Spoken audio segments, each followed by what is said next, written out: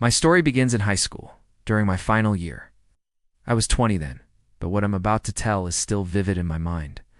For privacy reasons, I'll call this girl Grace. We met at work. Yeah, not exactly the best place to start a story. Before we started dating, there were warning signs I should have noticed.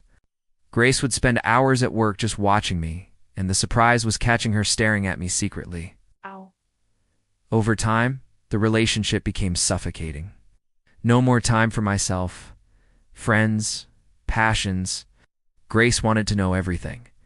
Where I was, with whom, what I was doing every single moment. If I didn't answer the phone, I'd find a flood of missed calls.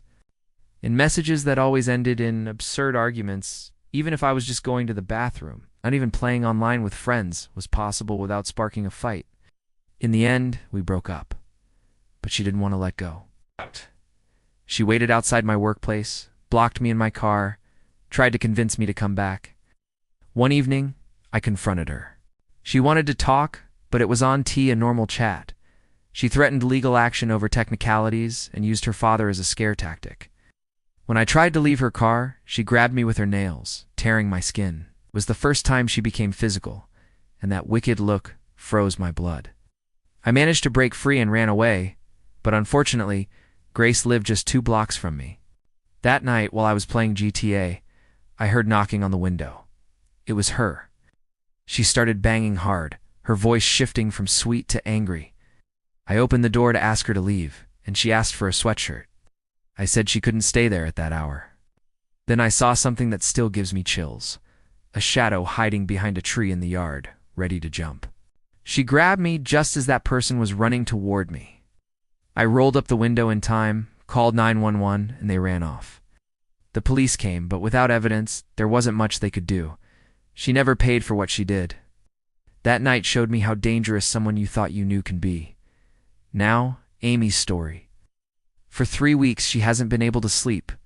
Not because she can't, but because she no longer feels safe. She left her boyfriend Tommy after nearly a year together. At first, he was sweet, caring, always there. But slowly, he became possessive, paranoid. He checked every message, every smile. Sometimes he showed up at her work or the bars where she went out with friends, forcing her to come home with him.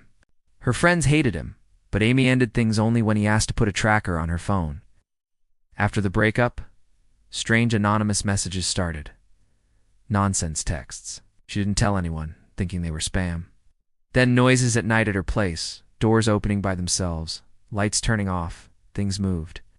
She started feeling watched, even invaded in her own space. One night, she saw a figure in the dark, hands touching her. It was Tommy, who had made a copy of her keys without telling her, sneaking in to make her get back with him. She had to say yes out of fear, and when he left, she called the police and got a restraining order. But the trauma remained. Waking up in the middle of the night with someone over you is something no one should ever have to experience. And finally, Marissa's story. A 1.5 years with an incredibly intense girl. At first passionate, affectionate, full of surprises and sweetness. But her intensity had a dark side. Every unanswered message on time was a catastrophe. Obsessive jealousy over an Instagram like, long silences at home after an argument, unexpected visits at work.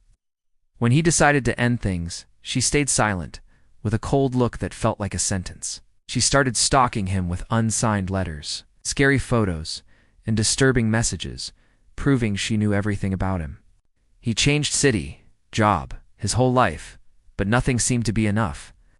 Until one day, in a new, isolated mountain house, he heard footsteps in the snow, ... And fear came alive again.